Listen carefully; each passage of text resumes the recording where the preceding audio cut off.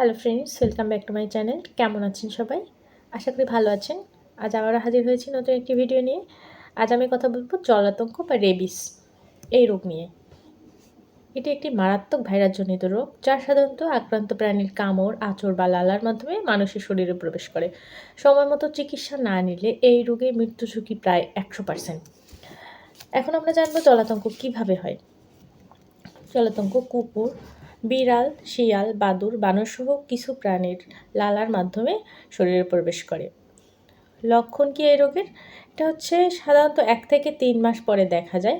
কখনো কখনো কম বা বেশি সময়ও হতে পারে। প্রাথমিক লক্ষণ হচ্ছে জ্বর, মাথা ব্যথা, ক্ষতস্থানে ব্যথা বা জ্বালা, দুর্বলতা। গুরুতর লক্ষণ পানি খেতে ভয় পাওয়া, বাতাসে ভয়, খিঁচুনি, অস্বাভাবিক আচরণ, উত্তেজনা, অবশেষে অচেতনতা ও মৃত্যু।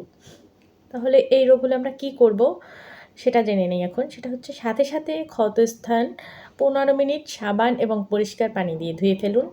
পোভিডিন, আয়োডিন বা অন্য কোনো অ্যান্টিসেপটিক ব্যবহার করুন।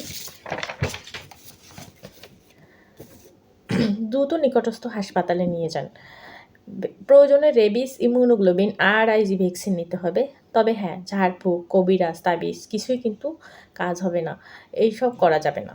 টিকার সময়সূচি হচ্ছে দিনে যেদিন কামড় দিবে আপনাকে কোনো কুকুর বা বিড়াল, শিয়াল কামড় দিবে সেই দিন একটা টিকা নিতে হবে। 3 দিনের দিন একটা টিকা নিতে হবে, 7 দিনের দিন একটা টিকা নিতে হবে, আবার 14 দিনের দিন একটা টিকা নিতে হবে। কিছু ক্ষেত্রে 28 দিনেও টিকা নিতে হয়। প্রতিরোধের উপায় কি? পোষা কুকুর, বিড়াল নিয়মিত টিকা দিন। রাস্তার কুকুর থেকে দূরে থাকুন। অযথা প্রাণীকে উত্ত্যক্ত করবেন না। এইসব যদি আমরা মেনে চলি তাহলে কিন্তু রেবিস বা জলাতঙ্ক রোগ থেকে বাঁচতে পারি। তাহলে আসুন আমরা রেবিস বা জলাতঙ্ক থেকে নিজে বাঁচি, অন্যকে বাঁচতে সাহায্য করি, তাদেরকে জানিয়ে দেই কীভাবে রোগটা হয়, প্রতিরোধের উপায় কী, লক্ষণ কী। সবার সাথে ভিডিওটি শেয়ার করবেন।